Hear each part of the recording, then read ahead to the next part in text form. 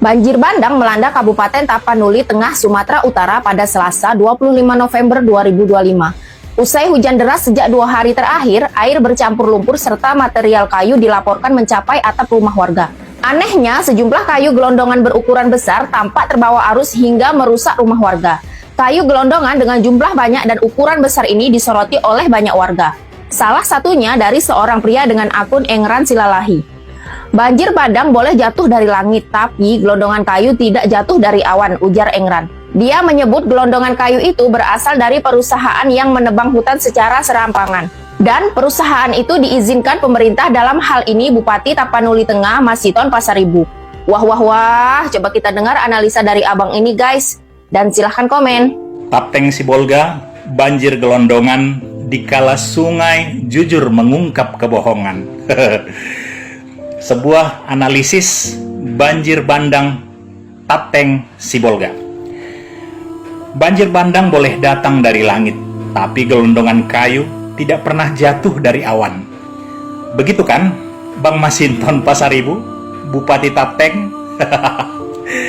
Hujan deras bisa membawa air, tapi tidak mungkin membawa batang kayu sebesar tiang listrik kalau tidak ada yang memotongnya. Masuk akal kan?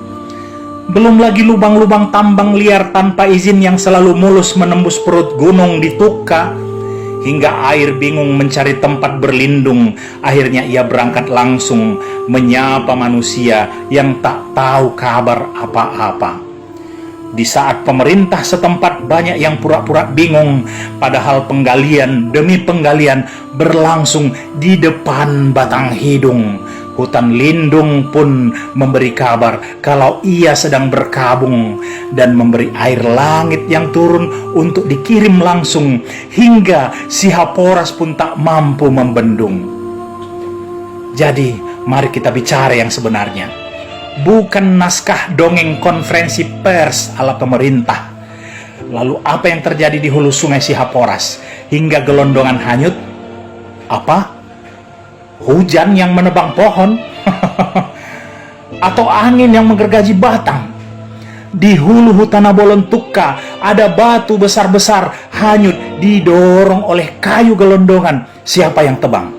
Semut atau malaikat sedang praktek tebang pilih? Di hulu sungai Pinang Sori menghanyutkan gelondongan. Gelondongan itu bukan ranting kecil, bukan sampah rumah tangga. Itu batang pohon yang memerlukan gergaji mesin, memerlukan izin, dan memerlukan titik-titik. Ya, Anda tahu apa lanjutannya? Apa yang terjadi di hulu sungai sehingga kayu gelondongan nyangkut di jembatan Anggoli, batas Tapteng dan Tapsel, sampai-sampai jembatan bukan lagi infrastruktur publik, tapi berubah fungsi jadi tempat parkir kayu ilegal setiap kali hujan turun. Mana mata? Nampak kan? Dan ini pertanyaan yang tidak boleh lagi dianggap sepele. Ada apa ini Pak Bobi Nasution, Gubernur Sumatera Utara? Sehingga kayu gelondongan besar-besar hanyut di Sungai Batang Toru, yang hulu sungainya melewati Taput.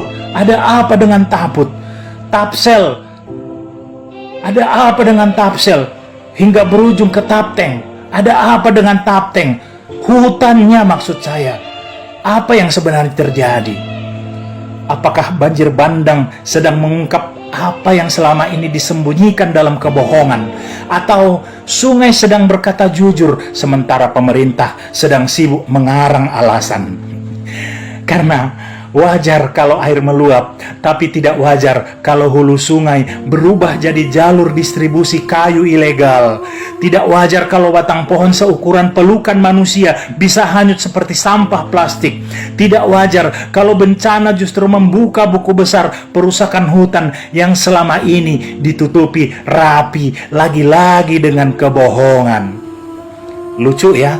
Setiap kali banjir, pemerintah menyalahkan cuaca ekstrim.